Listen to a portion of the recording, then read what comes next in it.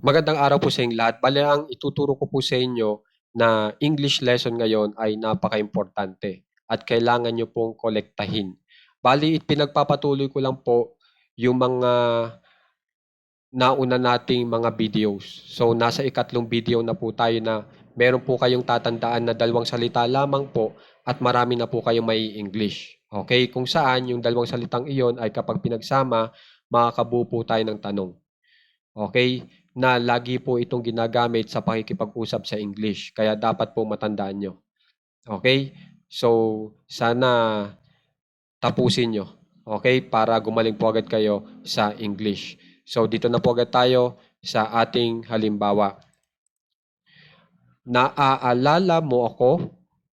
Pag in English po yan, remember me. So, kung mapapansin nyo, dalawang salita lamang po ang meron tayo. Tapos, nakapagtanong na po agad tayo ng tama sa English. Sumunod, nakita mo o kaya napanood mo para sa seen it.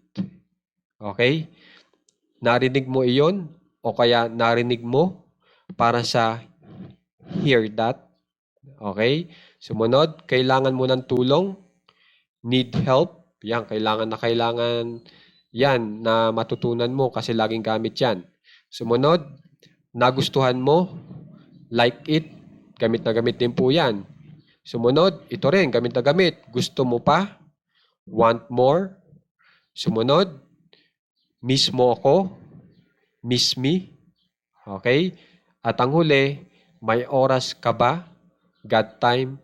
So ito pong dalawang salita lamang na nakakabuo po tayo ng tanong ay mga gamit na gamit pong tanong yan.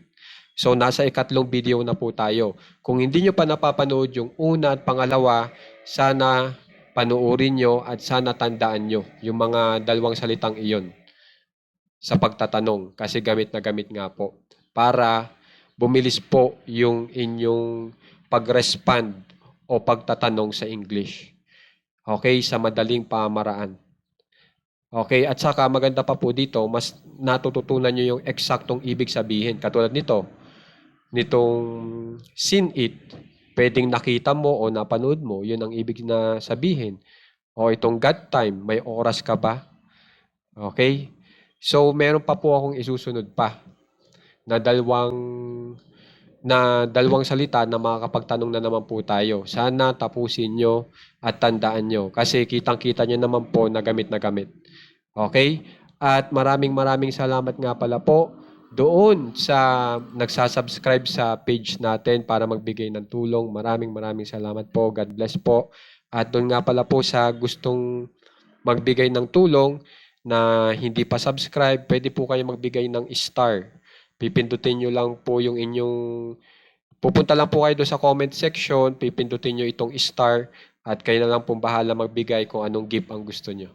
Pero kung gusto nyo mas mababa pa, nasa piso o 2 o 3 ang may bibigay nyo, pwede po kayong umorder sa Shopee gamit itong ating Shopee affiliate link na pipindutin nyo lang po itong banner natin na notebook o yung ibang item natin, tapos mapapapunta na po kayo sa Shopee, tapos order na po kayo doon. Item natin dito sa page o item nyo. Na ang maganda dito, hindi po madadagdagan yung presyo ng bibilhin yung item. Pero makakapagbigay po ng commission dito sa ating page.